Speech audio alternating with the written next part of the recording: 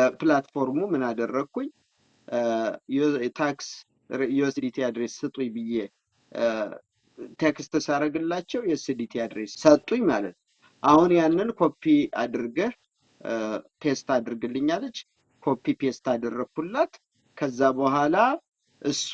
11400 ብሩን በዛ በኮፒ ፔስቱ በላኩላት USDT አድሬስ በኔ አካውንት ገብታ ከፈለችው ስለዚህ መላ የኔ ገንዘብ ዊዝድራው ያደረኩት $100,000 ወደ ማን ድሪላውት አደረገ ወደ እሷ ድሪላውት አደረገ ወደ እሷ ሄደ ማለት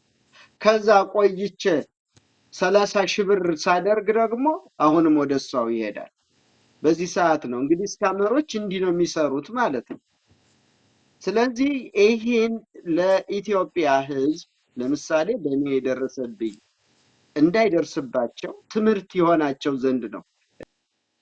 ሰላም ጤና ይስጥልኝ ውድ ተመልካቾቻችን የምትከታተሉ ዲያስፖራ ሚዲያ ኔትወርክ ነው ካሳሁን ይልማ ነኝ በእኔ የደረሰ በእናንተ እንዳይደርስ ይላል ልዑል በሁለት ክፍል የቀረበ ዝግጅት ነው በክሪፕቶ ከረንሲ ለአመታት የለፋበትን ገንዘብ ያጣ ወንድማችን ነው ከሱ በኋላ በርካቶች ደውለውልኛል $300,000 የተበሉ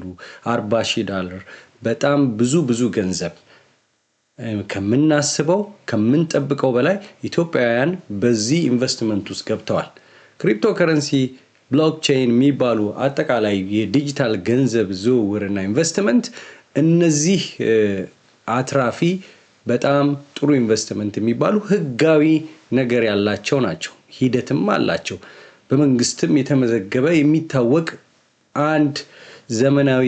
ንግድ ነው ሆኖም ግን በርካቶች ገንዘባቸውን አጥተዋል ሰሞኑንም የተያዘ ሌላ ተጨማሪ ወጣት አለ እንደውም በክሪፕቶ ገንዘብ ከዛ ሚሊዮን ገንዘቦች ጋር በተያዘ የራሱን ጓደኛ አግቶ አፓርትመንት ውስጥ ኒውዮርክ ውስጥ አስገብቶ ሶሆ የሚባል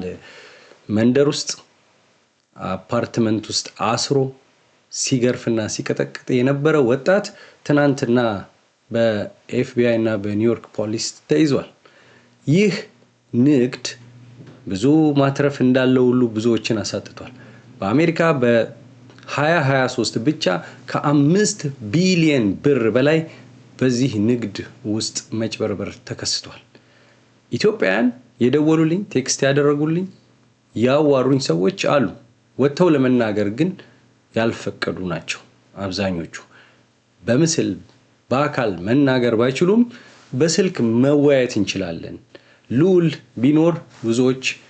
የሄደበትንና እንዴት እንደተጨበረበረ ምናልባት እነሱ እየሄዱበት ያለው መንገድ ካለ ጥያቄ ሊጠይቁት ይችላሉ እነሱን ማዳን ነውና አላማው ለዚህ ነው 11 AM ኢስተርን ታይም በዲሲ በኒውዮርክ ሰዓት አቆጣጠር 11 AM ላይ እንገናኝ ሉል ይኖራል